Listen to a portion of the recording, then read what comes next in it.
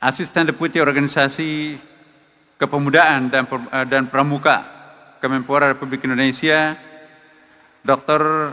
Haji Amar Ahmad MSI. Beliau juga adalah keluarga alumni Pondok Pesantren Asadiah. Istrinya bahkan sebagai pengurus pusat Asadiah juga. Kemudian yang sama-sama kita hormati, staf ahli Kementerian Pertanian Republik Indonesia, ya, Profesor Dr. Insinyur Haji Yusran Yusuf MSI, IPU.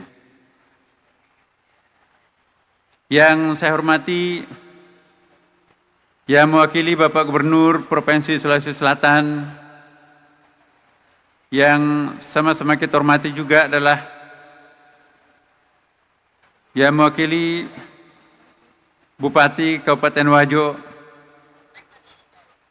dan sejumlah tamu-tamu istimewa yang hadir juga pada kesempatan ini, tentu para pejabat muspika, baik di sini ada sejumlah tokoh politik, sipil dan militer, polisi, tentara yang saya tidak sebutkan satu persatu namanya.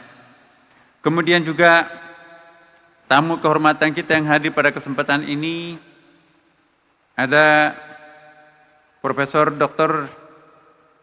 Hajah Andi Majdah, ya, Ketua Yayasan Al-Ghazali yang periode yang lalu sebagai Rektor UIM. Kemudian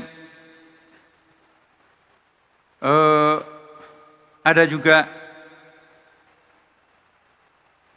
di sini perlu saya sebutkan Ananda Masdi Lestaluhu. Ini tadi membaca ayat suci Al-Quran dan beliau menyiapkan diri juga untuk menjadi pembina tahsinul Quran di Pondok Pesantren Asadiah di Sengkang ini. Kami sudah meminta tadi anak-anak kita yang berminat, beliau akan tinggal beberapa waktu di sini untuk bersama dengan anak-anak kita yang berminat. Kita ingin kalau perlu semua qari'ah berasal dari Sulawesi Selatan itu sedapat mungkin diwakili oleh santri Asadiah. Beliau adalah untuk sampai hari ini menduduki posisi ranking terbaik, urutan pertama qari'ah nasional yang kita miliki di Indonesia. Kemudian juga beberapa tamu dari Jakarta, pengurus Nuh Nasruddin Umar Office, ya, ada 3 orang termasuk juga sejumlah arsitektur senior dari Jakarta yang sengaja kami hadirkan di sini untuk memberikan penggambaran seperti apa yang terbaik untuk pembangunan kampus Macanang ini. Obsesi kita nanti, insya Allah, salah satu kampus yang terindah di Indonesia adalah Pondok Pesantren Asadiah di Macanang ini. Kemudian juga ada Direktur Nusantara Institut Jakarta, Dr. Anda Hajah Nur Hidayah. Kemudian banyak, mohon maaf saya tidak sebutkan guru besar tadi yang tidak gampang untuk meraih guru besar, Bapak Ibu sekalian. Ada 11 orang alumni Pondok Pesantren Asadiah sekarang ini tercatat sebagai profesor atau guru besar.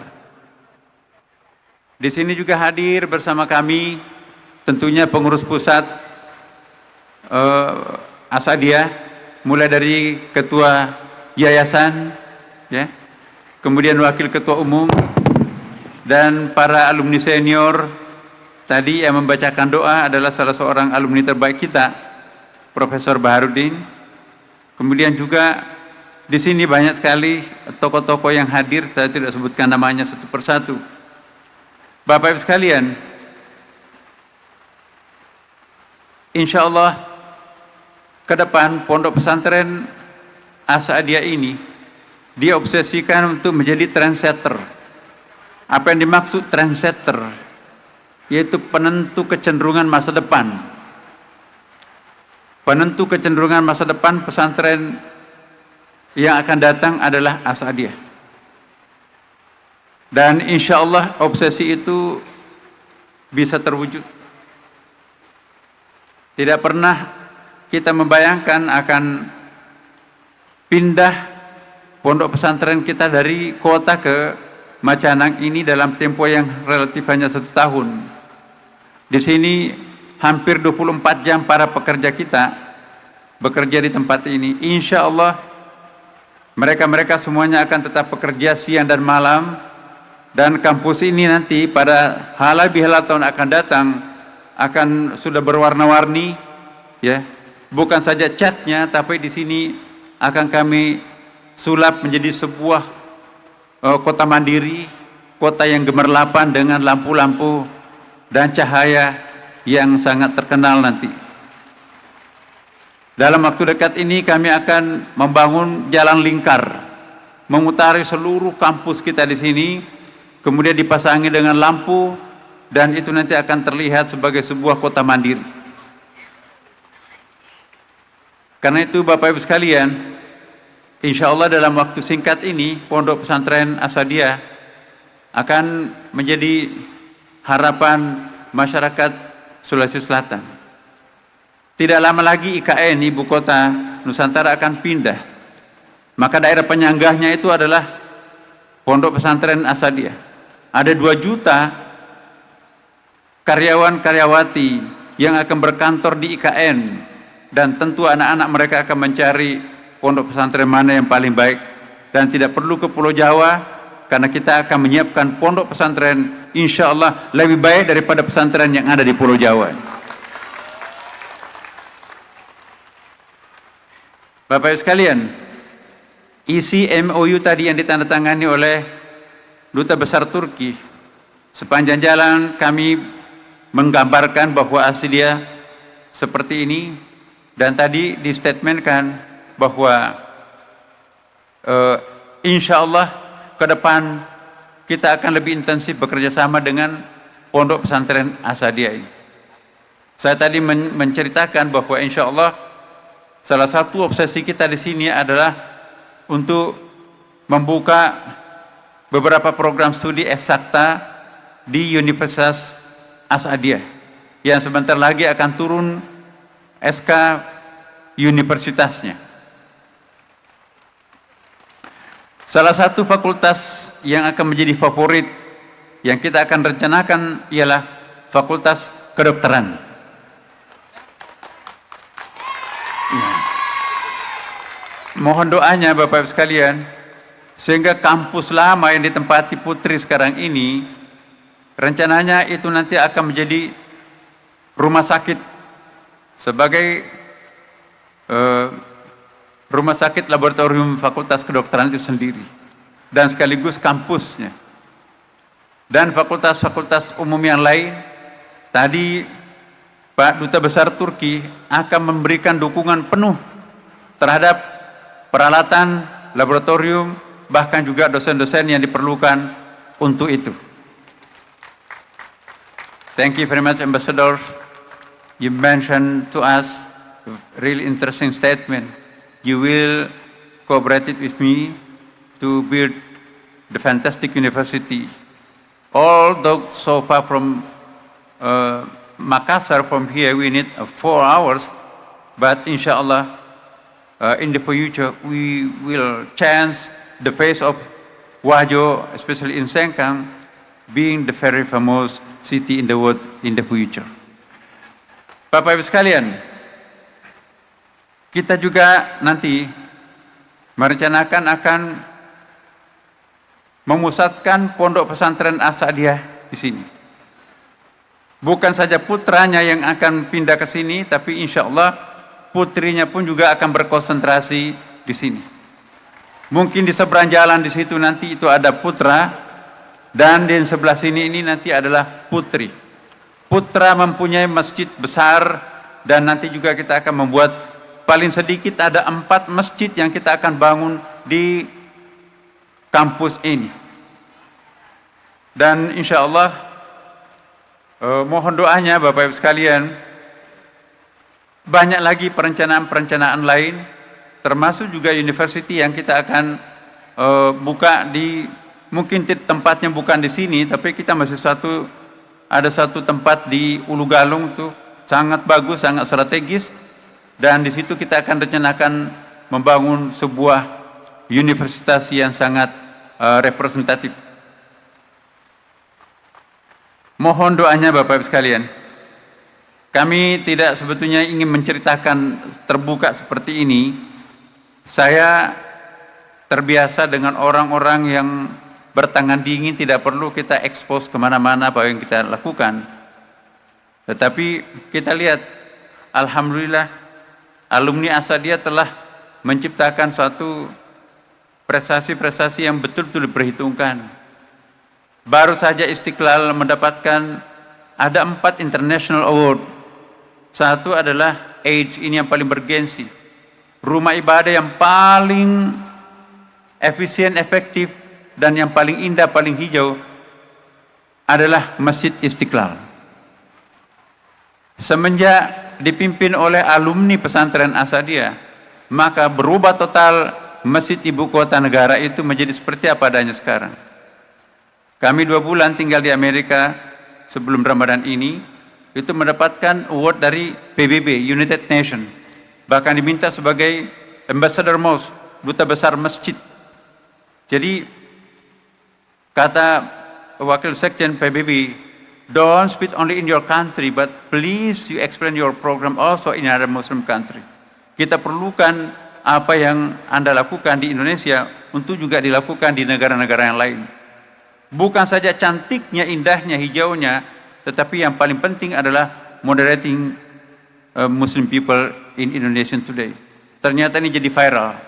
Kita membangun terowongan yang menghubungkan katedral dengan Masjid Istiqlal, itu menjadi viral internasional sekarang ini. Insya Allah tanggal 3 sampai 6 September, Paus, orang nomor satunya Katolik Vatikan, akan datang ke Istiqlal. Kemudian juga one of the best university juga di Jakarta sekarang ini adalah Universitas PTIK Jakarta. Dulu seperti kandang kambing, tapi sekarang ini kita sudah punya 5 kampus, dan itu insya Allah hari ini kita salah satu di antara universitas terbaik di Jakarta. Itu berkat dipimpin oleh alumni Asadia.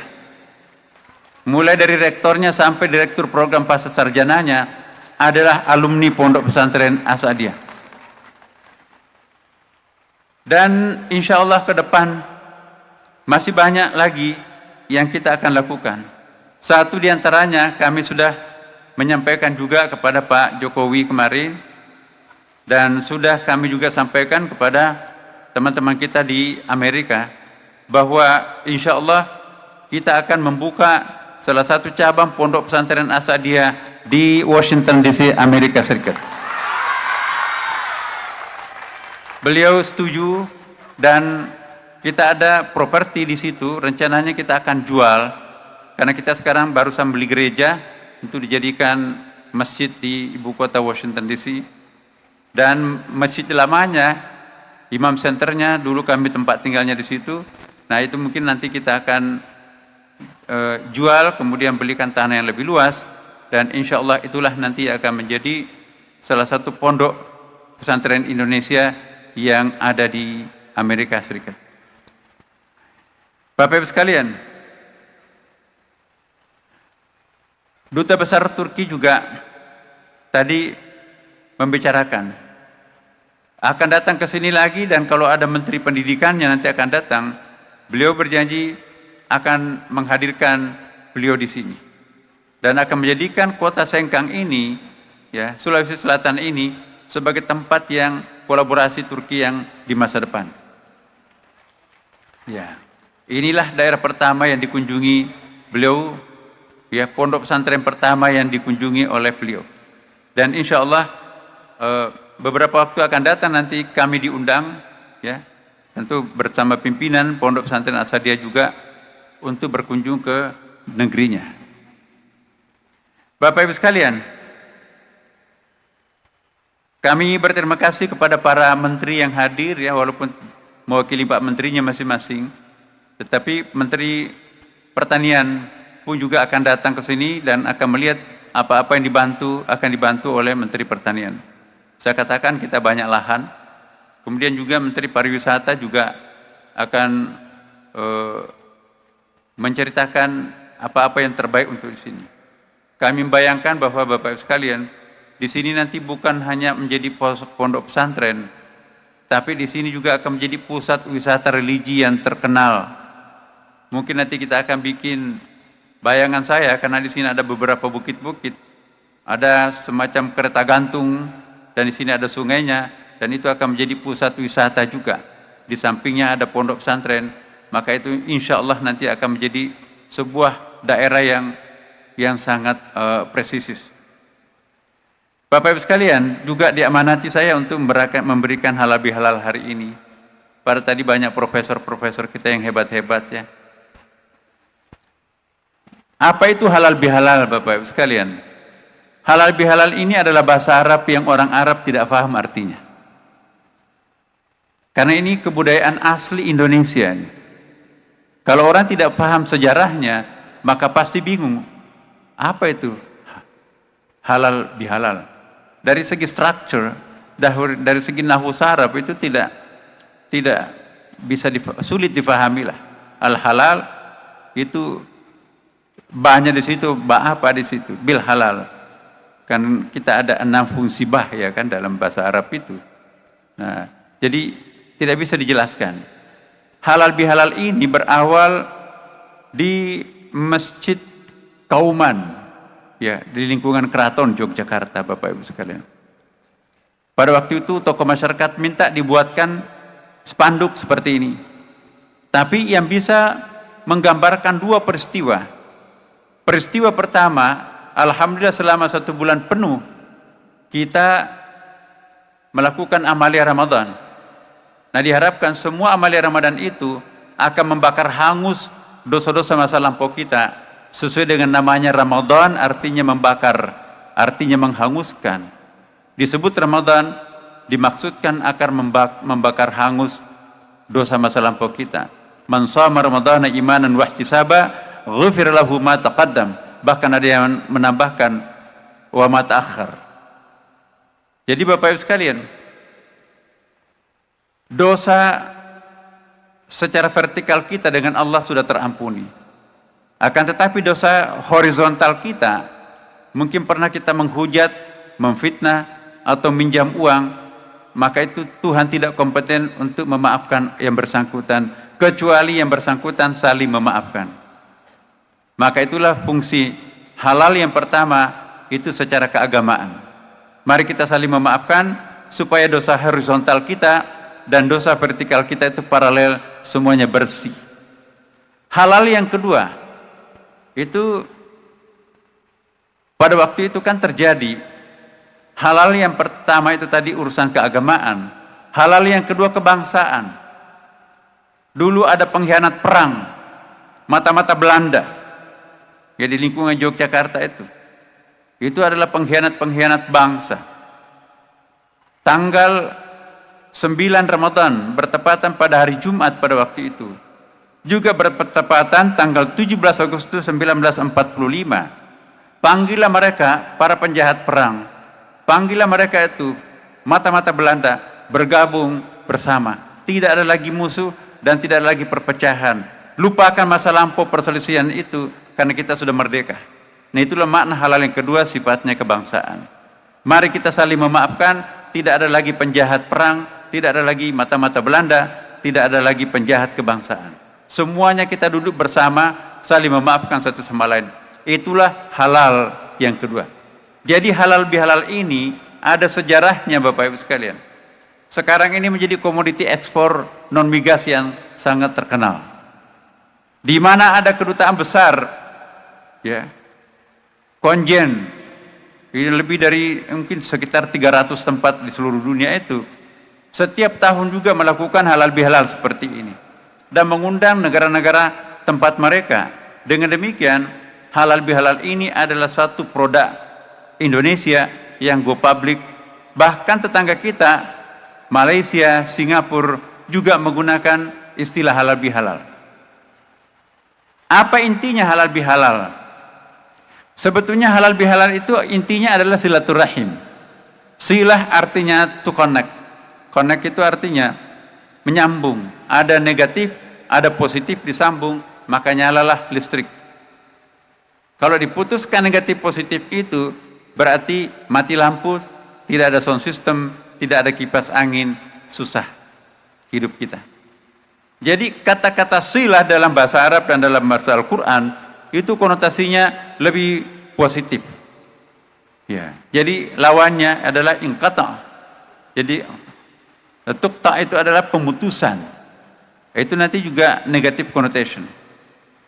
Kemudian rahim itu, iya, apa artinya rahim? Rahim itu seakar kata dengan Ar-Rahman, ya. Dan dalam ilmu saraf itu ada 1026 kosakata yang bisa muncul dari satu huruf, dari satu kata itu. Misalnya fa'alah. Dalam ilmu saraf itu nanti bisa membentuk sampai 1026 kosakata. Dan tentunya masing-masing punya stressing point, makna yang berbeda satu sama lain. Jadi rahim itu Bapak Ibu sekalian, silaturahim. Rahimon itu sangat human, sangat proven.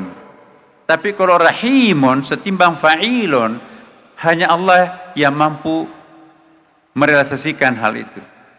Misalnya alimon, itu tidak ada manusia yang bisa menjadi alim. Paling banter kalau manusia itu hanya bisa menjadi al-alimul allamah. Al-alim ditambah al-alama jadi mendalam dan melebar. Itu kayak ensiklopedia. Ada Andre Guru Tayamanang yang di Bapak-bapak Ibu sekalian lihat di atas itu adalah al-alimul alama. Tetapi sehebat apapun seseorang itu tidak akan pernah menjadi alim, karena alim itu hanya Allah yang bisa. Artinya apa? Maha mengetahui. Ya. Alimon, orang yang mengetahui, setimbang dengan rahimon, manusia bisa. Maka itu perempuan di dalam rahim ibu itu ada rahim. Ya.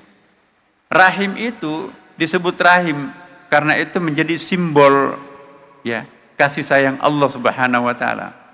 Sering dikatakan bahwa Allah itu adalah Ar-Rahim dan perempuan itu rahimon. Ya. Jadi kalau rahimon itu proven, tapi kalau rahimon secret loving, bukan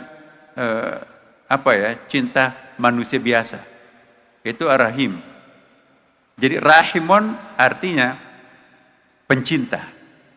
Bahasa Arabnya cinta, Bapak Ibu. Ada 14 cinta dalam Al-Quran. Tapi diterjemahkan semuanya ke dalam dalam bentuk cinta dalam bahasa Indonesia. Mulai dari cinta monyet sampai mahabbah cinta ilahi, semuanya berarti cinta.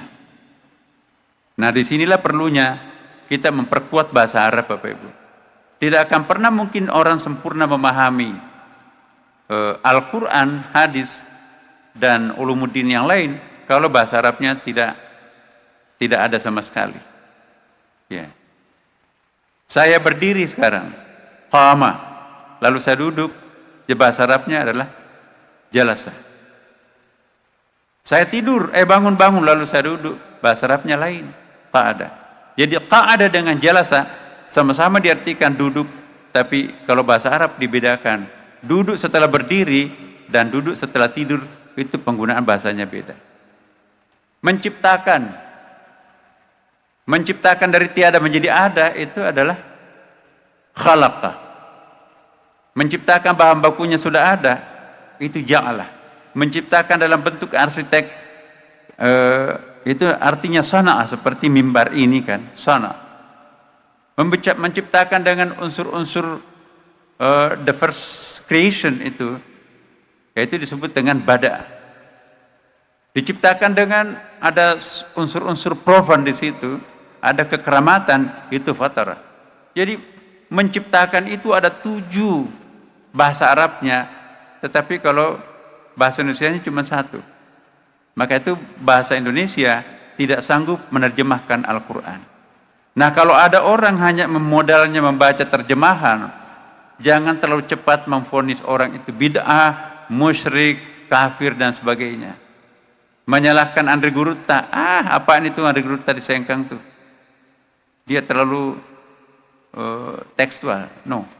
Sekarang ada 2 yang dihadapi oleh pondok pesantren. Pertama adalah kelompok-kelompok liberal. Menuding pondok pesantren itu sangat konsumtif, nggak bisa mengantisipasi masa depan.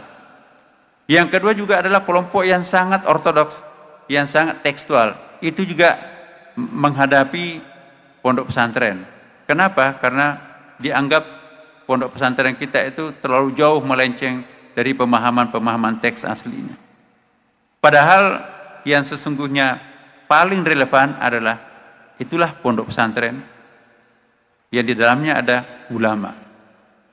Tokoh-tokoh yang memberikan pencerahan di sini adalah bukan ulama terjemahan, tetapi adalah ulama-ulama yang mampu memahami bahasa Arab dengan sangat bagus.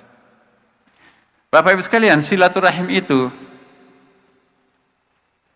iya, kita perlu yakinkan kepada diri kita sendiri bahwa silaturahim itu bukan hanya untuk orang Islam saja, sesama umat Islam. Habis lebaran saling salam-salaman satu sama lain. Dalam Al-Quran, Bapak Ibu sekalian, silaturahim itu untuk semua. Walaqad karamna bani Adam. Tidak ada kitab suci lain yang menggunakan kata Bani Adam selain hanya Al-Quran. Apa itu Bani Adam? Anak cucu Adam.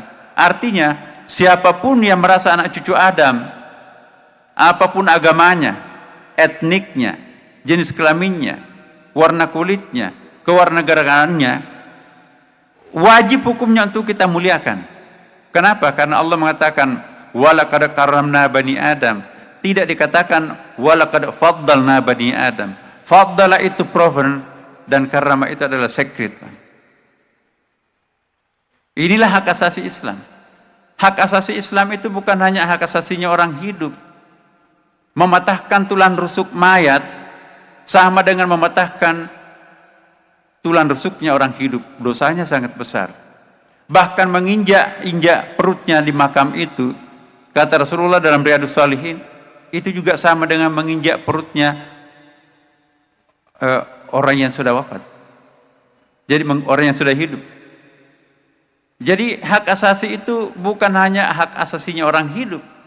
Orang mati pun juga punya hak asasi. Inilah Islam jauh melampaui hak asasi PBB. Hak asasinya orang hidup.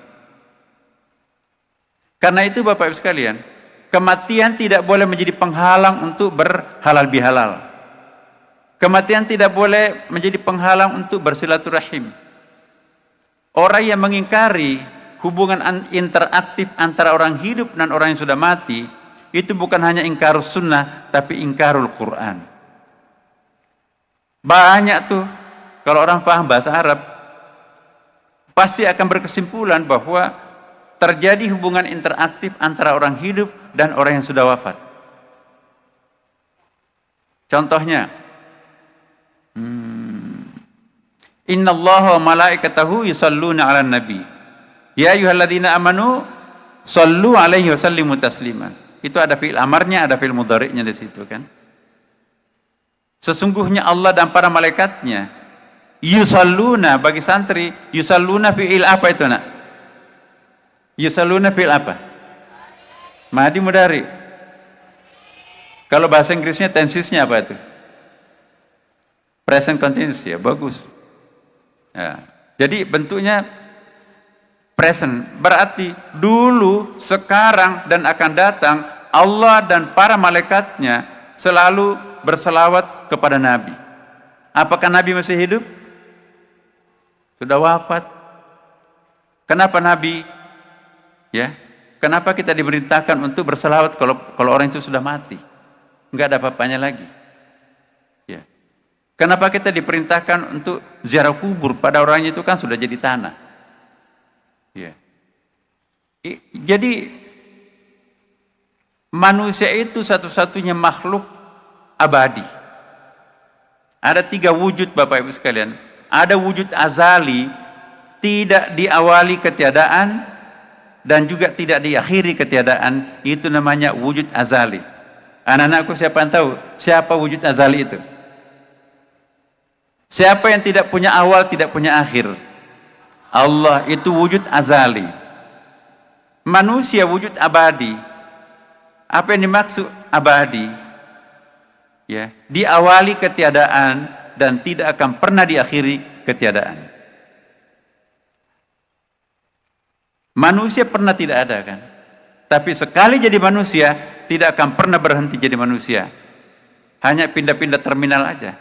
Terminal pertamanya itu di mana? Alam arwah. Terminal kedua, alam rahim ibu.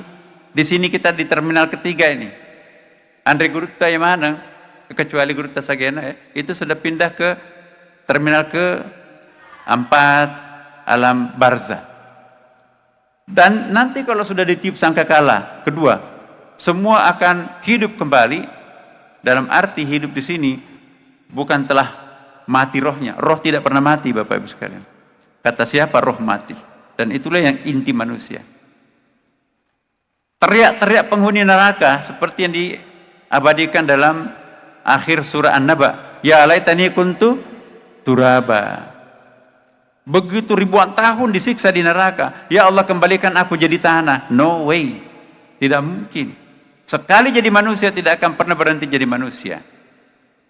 Jadi kalau ada orang yang mengingkari hubungan interaktif orang hidup dan orang mati, itu pertanda masih harus belajar. Kama arsalna fiikum rasulan minkum yatslu alaikum ayatina wa yuzakkikum wa yuallimukumul kitaba wal hikmah wa yuallimukum ma lam takunu ta'lamun. Perhatikan, ini uniknya Al-Qur'an. Ketika ia membicarakan Rasulullah selalu menggunakan fi'il mudhari, tidak pernah menggunakan fi'il madhi. Artinya apa? Roh Rasulullah tidak pernah pensiun, tidak pernah pasif. Bahkan rohnya Rasulullah semakin aktif setelah ia berpisah dengan raganya. Barang siapa yang berselawat terhadapku, aku tahu dan aku pasti akan memberikan syafaat nanti di hari kiamat. Ya, sebelum wafat, ya itu mungkin belum bisa, tapi setelah wafat itu lebih proaktif. Maka itu hubungan antara orang hidup dan orang mati itu sangat kuat. Saya pernah mengatakan di beberapa kali pertemuan kita di sini ya Bapak Ibu sekalian. Dan saya berharap seluruh alumni Asadiyah, seluruh santri Asadiyah, jangan hanya belajar kepada orang hidup. Alangkah miskinnya seorang murid kalau gurunya hanya orang-orang hidup. Lihat ceritanya Gurutta. Kalau kita bandingkan murid-muridnya Gurutta, misalnya Gurutta Ambodale, ya, Gurutta yang lain. Para aulia, lihat ensiklopedia wali, ya, Jami' Karamatul Aulia. Gurunya para ulama besar itu ternyata orang yang sudah wafat ratusan tahun yang lampau. Ya. Wali Songo di Masjid Demak itu, jam 12 malam tuh, nggak ada lampu, tapi konferensi internasional di situ. Ada orang di Mesir, ada orang yang sudah di alam barzah, tapi masih mereka itu bisa berdiskusi. Ada ketawa-ketawa. Ya. Jawabannya, la, na'am, la. Siapa yang diajak bicara? Adalah gurunya yang sudah wafat. Jadi guru kita itu bukan hanya orang hidup. Caranya berkomunikasi dengan orang yang sudah wafat dalam bentuk mimpi. Mimpi ini seringkali disalahpahami oleh orang. Mimpi itu Bapak Ibu sekalian, jangan dipandang enteng seperti orang-orang sekuler. Saya kira yang para sarjana di sini, para profesor, tidak pernah ada yang mengutip dari mana dapat informasi itu. Oh, tadi malam saya bermimpi. Pasti nggak lulus tuh. Jadi dunia mimpi itu tidak dianggap referensi ilmiah. Padahal dalam Al-Quran Bapak Ibu sekalian, Ya, itu ada 5 macam mimpi. Berapa? 5 macam. Nanti hafal ya. Ada mimpi yang disebut dengan al-hilm, mimpi biasa. Jadi mimpi penanda akil baliknya seorang laki-laki, mimpi basah. Ya betagul hilm. Ada mimpi dalam pengertian manamat. Manamat itu tidur tapi mimpi, dan mimpinya itu bisikan Allah untuknya. Itu yang disebut dengan manamat. Inni ara fil manami anni azbahuka fandur madza tara.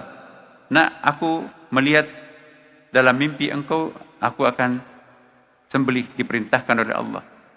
Apa kata anaknya?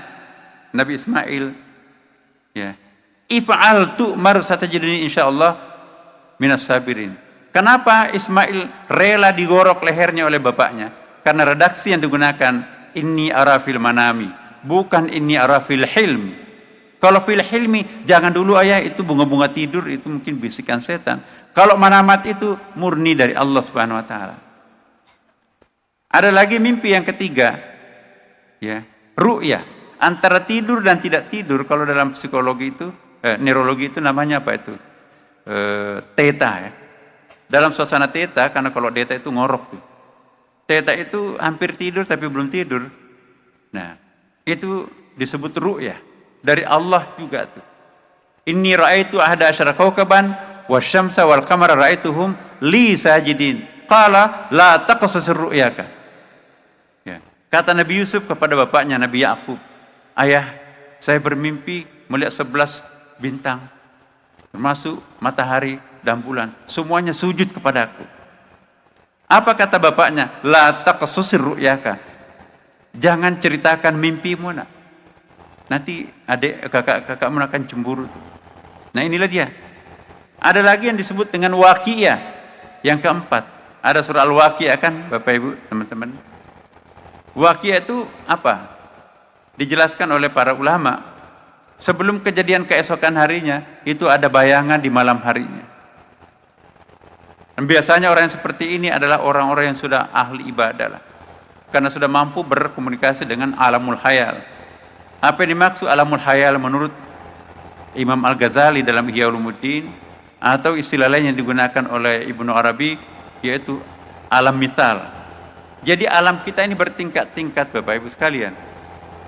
Diyakini bahwa alam atas itu ada yang disebut dengan alamul khayal, itu ada penghuninya. Orang yang bolak-balik turun naik untuk begitu kuatnya beribadah, sholatul mi'rajul mu'minin, itu nanti lama-kelamaan bisa bersahabat dengan para penghuni alam khayal, para penghuni alam mithal yang ada di atas. Bocoran langit bisa diberikan kepada yang bersangkutan sebelum kejadian disampaikan. Nah, itu kalau orang berkenalan dengan alamul khayal. Penghuni alamul khayal, kita nggak tahu apakah jin, apakah malaikat. Karena selain jin, malaikat, masih ada banyak jenis-jenis makhluk spiritual yang kita tidak tahu. Allah Maha Kaya. Dan yang terakhir, mimpi mukasyafah. Seperti Nabi dan para wali. Mukasyafah itu tersingkap, tidak bisa dibohongi. Percuma kalian berbohong, anak-anakku semua. Kalau orang itu sudah menembus batas, dia bisa melihat inner powernya orang itu. Apa yang aktif dalam diri orang itu. Ada kisahnya Rasulullah kan, ya Rasulullah minta nasihat, kata Rasulullah, la taghdab. Ada lagi ya Rasulullah, la taghdab. Yang lain ada lagi, la taghdab. Enggak ada lagi, enggak ada. Kenapa? Nabi itu psikolog, dan Nabi itu juga neurolog. Nabi itu juga adalah psikiater. Dalam banyak hadis diungkapkan itu. Ternyata orang itu memang adalah high temperamen tinggi, sedikit-sedikit marah. Nggak ada nasihat saya kecuali Anda jangan marah. Begitu pulang ke rumahnya ada yang nggak beres, aku nggak boleh marah. Aku janjian kepada Rasulullah, dan berubah sampai keluarganya pun juga memperoleh semacam ketenangan hidup setelah ia berhenti suka marah. Jadi Nabi tahu orang ini pemarah. Apalagi kalau ungkapan dalam hadis banyak Bapak Ibu, ya, bahwa orang yang sudah dekat dengan Tuhan dia bisa meminjam mata Tuhan untuk melihat kan, meminjam telinga Tuhan untuk mendengar. Kalau kita pakai mata Tuhan, penglihatan Tuhan dipinjamkan untuk bisa melihat, ada nggak alam gaib? Alam gaib itu tidak sama tebal tipisnya. Orang yang sudah mukasyafah itu alam gaibnya tinggal sedikit. Mungkin tinggal zatullahnya yang belum pernah dilihat. Selebihnya itu gampang. Kalau kita meminjam telinga Tuhan, ada nggak sesuatu yang tidak bisa kita dengar? Nggak ada. Makanya itu Bapak Ibu sekalian, kita harus mendaki. Ya, tabakan antabak itu kan dalam ayatnya. Jadi tahap demi tahap kita harus menggali, mendaki. Jadi anak-anakku semua para santri, jangan hanya mencari ilmu pengetahuan di pondok pesantren Asadiyah, tapi cari juga apa yang disebut dengan ma'rifah. Ma'rifah ini lebih kaya daripada ilmu pengetahuan. Apa perbedaan ma'rifah dengan ilmun? Ilmu itu pengetahuan yang diperoleh melalui olah rasio. Sedangkan ma'rifah ialah pengetahuan yang diperoleh melalui olah batin. Kombinasi olah batin dan olah rasio ini, itulah yang melahirkan manusia abad pertengahan, the father of chemistry, yaitu Jabir bin Hayyan, bapaknya ilmu kimia, ya, tahun 800 sekian, sudah lebih 1000 tahun. The father of the math, bapaknya matematik, Al-Khawarizmi, itu sudah lebih 1000 tahun lamanya semuanya itu. The father of the optic, bapaknya kacamata itu, ya, Ibnu Haytham. Tuh, siapa lagi? Al-Farabi yang disebut sebagai Al-Muallimut Tsani, anak cucu intelektualnya Plato, yang aliran idealis itu. Ya. Kemudian ada juga yang dikenal dengan Ibnu Sina. Ibnu Sina itu anak cucunya Aristoteles, filsafat peripatetik itu, aliran-aliran pragmatisme. Dan ada Al-Kindi, ulama Arab yang menerjemahkan bahasa-bahasa Sanskerta, bahasa Latin, bukan Sanskerta, bahasa Latin ke dalam bahasa Arab. Ya. Siapa lagi? Ibnu Rushd. Pagi hari dia dokter spesialis bedah, di siang hari dia filosof. Ada ensiklopedi kedokterannya. Kitabut Tib itu 20 jilid. Ibnu Rushd. Di siang hari dia filosof. Dia membuat syarah Plato. Bayangkan, Plato disyarah bukunya. Apa itu syarah? Dibikinkan annotation of Plato. Itu yang membuatnya adalah Ibnu Rushd. Di sore hari dia seorang qadhi, hakim. Dia menulis suatu buku yang sangat terkenal, Bidayatul Mujtahid, 2 jilid, memperbandingkan 5 mazhab, bukan hanya 4 mazhab, karena dimasukkan juga mazhab Syiah di situ. Di malam hari dia seorang sufi besar. Ya, Kitabul Hikamnya itu kan, hikmahnya luar biasa. Jadi satu pribadi bisa menguasai 5 disiplin ilmu sekaligus. Enggak ada laptopnya.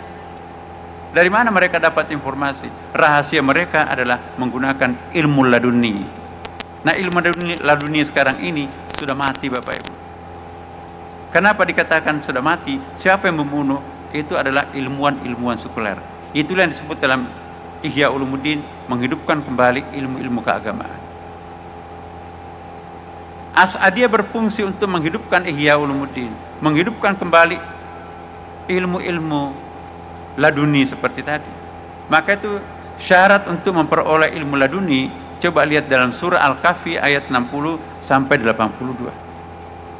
Di situ ada min laduni ilman. Ya. At-ta'limul muta'allim itu kuasai betul.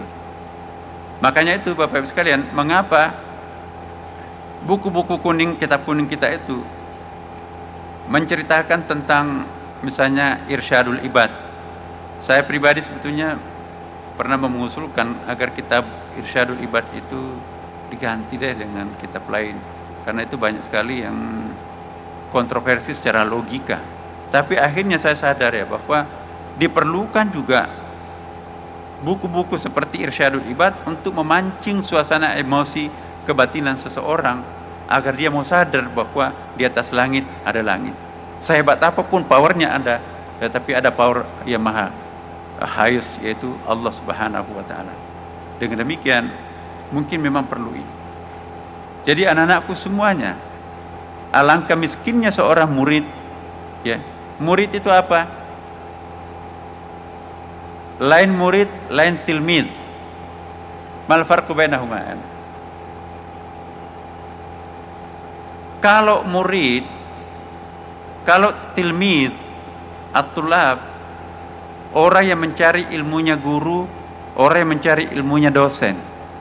Tapi kalau murid, dari akar kata arada yuridu muridun, muridun itu bahasa tasawuf, yaitu orang yang mencari ilmunya Allah Subhanahu wa Ta'ala.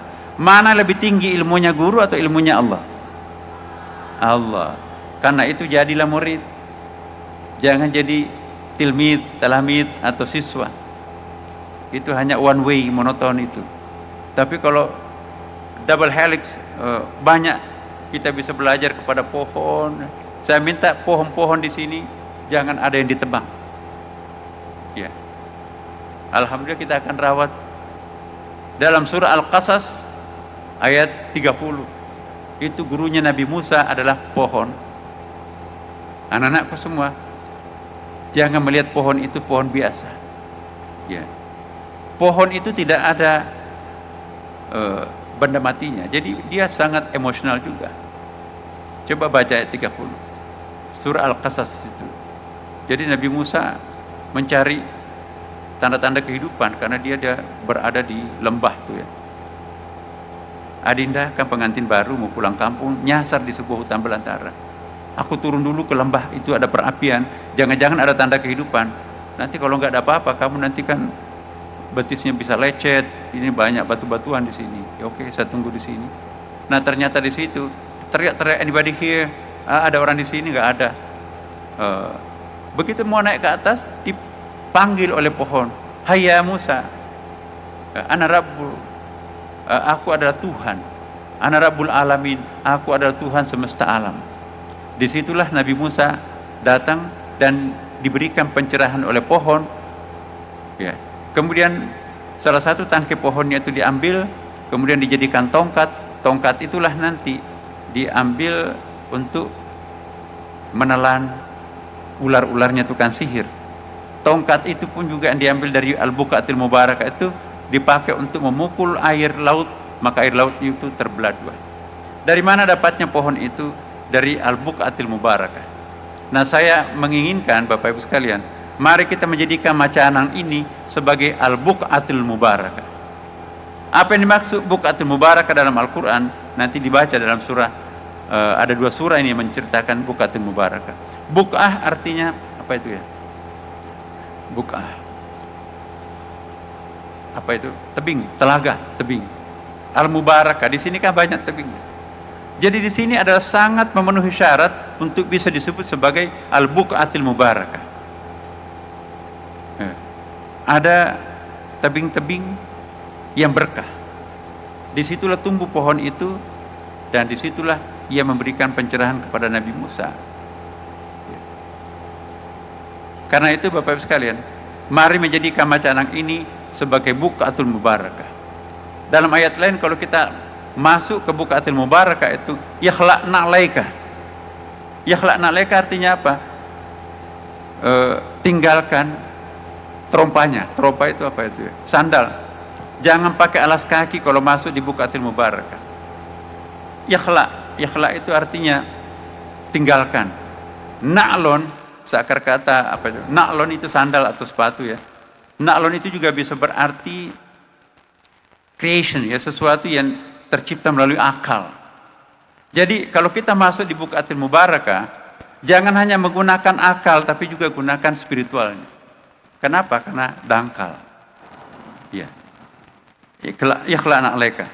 Jadi Bapak Ibu sekalian, halal bihalal ini bukan hanya bersama dengan kita umat Islam, non muslim juga bisa, orang mati juga bisa. Bahkan tumbuh-tumbuhan pun juga. Anak-anakku semuanya, Salah satu silaturahim itu adalah menyiram kembang setiap hari. Mau nggak? Nanti kita sudah bikin pot-potnya di sini. Kami berobsesi tahun depan ini kita akan melihat hijau semuanya di sini. Pesantren yang paling hijau di Indonesia nanti adalah Macanang. Ya. Tidak ada satu bangunan tanpa ada pot, Bapak Ibu. Kembang-kembang yang istimewa kita akan tanam di sini. Jadi kalau perlu namanya Macanang itu dua, pesantren atau taman bunga. Ya. Mau kemana? Taman bunga. Taman bunga Macanang. Ya. Kenapa? Karena begitu banyaknya rindangnya pohon-pohon. Insya Allah setelah pembangunan kita ini selesai, kami akan programkan kembang-kembang yang susah didapatkan di Sulawesi Selatan itu bermunculan di sini. Kemudian binatang juga, Bapak Ibu sekalian, banyak sekali hadisnya tentang binatang tuh. Jadi kita silaturahim dengan binatang. Contohnya, satu waktu Rasulullah pergi ke satu tempat, tiba-tiba dia berjumpa dengan apa namanya itu, sejenis kadal atau tokek ya. Hai Rasulullah, kalau memang kamu adalah seorang nabi, ya, mampu nggak berbicara dengan binatang piaraan saya ini? Jadi lebih kecil daripada biawak, tapi lebih besar daripada tokek yang ada warna-warni itu. Apa sih lagi, lupa namanya itu. Iguana, yes, thank you. Jadi iguana. Kamu bisa nggak bicara dengan ini? Kata seorang preman itu. Kalau ini kamu bisa aja bicara, maka saya akan masuk Islam. Ya. Nabi apa yang dilakukan? Assalamualaikum. Nah, tiba-tiba iguana itu mengatakan, ya, ahlan wa sahlan, ya Muhammad Rasulullah SAW. Kaget yang punya iguana itu, dan langsung asyhadu an la ilaha illallah wa asyhadu anna Muhammad Rasulullah. Satu saat Nabi belusukan di desa-desa. Ya Rasulullah, tolong. Nah, begitu datang ke induk kijang itu, tolong tali ikatan ini dilepaskan. Kata Rasulullah, saya tidak berhak karena engkau sudah ditangkap oleh yang punya kemah ini.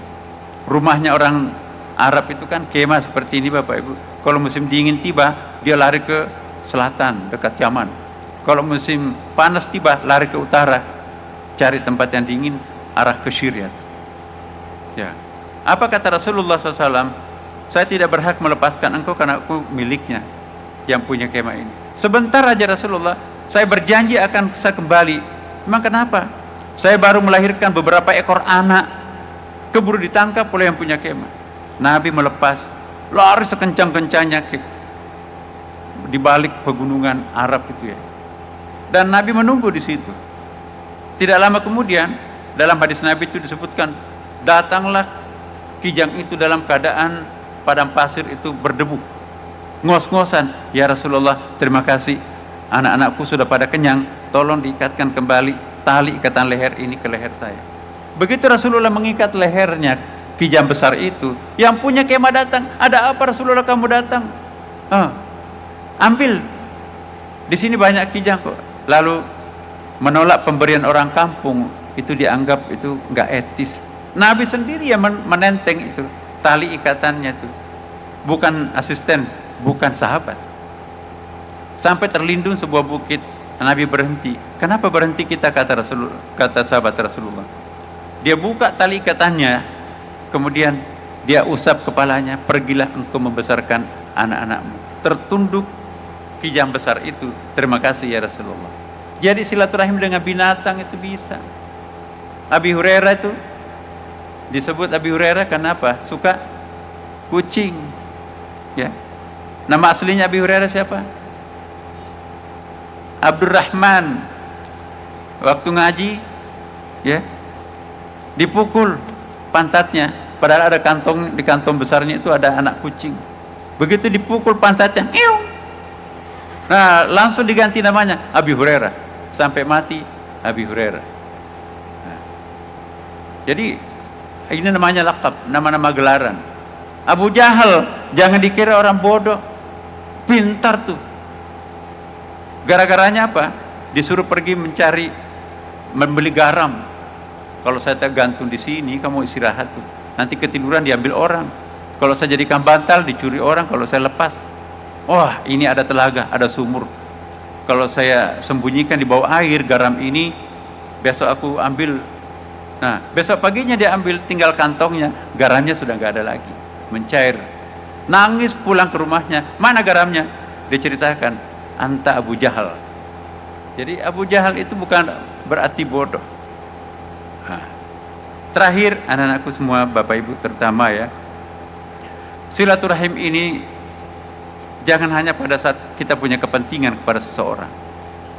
Tidak ada kepentingan kita pun juga, disitulah perlunya kita silaturahim. Ya, jika ingin menjumpai Allah, ada dalam hadis, ya, hadis qudsi, ya, aku kesakitan tapi tidak ada aku yang beri obat, tidak ada yang beri aku obat. Aku kedinginan, tidak ada yang beri aku selimut. Ya. Kemudian aku kelaparan, tidak ada yang beri aku makan. Kata Rasulullah, bagaimana engkau mungkin seperti itu? Engkau kan maha kaya, engkau maha kuasa. Jawabannya, aku selalu bersama dengan orang kelaparan, tapi tidak ada yang memberi makan. Aku selalu bersama orang kedinginan tanpa selimut pakaian. Barang siapa yang ingin mendekati aku, dekati orang-orang seperti itu. Itulah silaturahim. Silaturahim dengan siapa? Dengan sekaligus Allah Subhanahu wa Ta'ala. Inilah Bapak Ibu sekalian, mari kita semuanya memperlebar, memperluas makna silaturahim itu, bukan hanya silaturahim antara sesama kita sebagai umat manusia, tapi dengan silaturahim pepohonan, benda mati. Ada hadisnya, mimbar ini Bapak Ibu, saya tidak ceritakan lagi. Ya, ini bisa bercakap-cakap mimbar ini. Mimbarnya Rasulullah itu. Kemudian juga pasir-pasir bisa bertasbih. Tidak ada benda mati dalam kamus Allah. Wa in min syai'in la yusabbih bihamdihi walakin la ta'lamuna tasbihahum. Ya, mereka kita tidak tahu bahasa tasbihnya seperti apa, tapi mereka juga bertasbih. Bapak Ibu sekalian, atas nama saya pribadi maupun juga selaku pimpinan dan mewakili teman-teman, manakala dalam pelaksanaan masa jabatan kami yang sudah berlangsung 1 tahun lebih sedikit ini, ada kehilapan yang kami lakukan kepada Bapak Ibu sekalian, terutama para orang tua santri, ya, para pembina, para guru-guru, dan Bapak Ibu sekalian para pejabat, dari lubuk hati yang paling dalam juga memohon maaf Bapak Ibu sekalian. Dan insya Allah dari sejak semula kami tidak pernah menyimpan dendam dengan Bapak Ibu sekalian. Sebelum memohon maaf, kita sudah maafkan semuanya. Dan inilah as-adiyah. Mari kita mencontoh para pendiri kita di atas. Dan mari saya akhiri dengan mengajak kepada Bapak Ibu semua, mari kita bacakan surah Al-Fatihah. Nama-nama yang berderet di depan kita inilah yang punya asadiyah, dan kita hanya pelanjutnya. Ala hadhihi Al-Fatihah. A'udzubillahi minasyaitonirrajim. Bismillahirrahmanirrahim. Alhamdulillahirabbil alamin arrahmanirrahim maliki yaumiddin. Iyyaka na'budu wa iyyaka nasta'in. Ihdinas siratal mustaqim. Siratal ladzina an'amta 'alaihim ghairil maghdubi 'alaihim waladdallin. Assalamualaikum warahmatullahi wabarakatuh.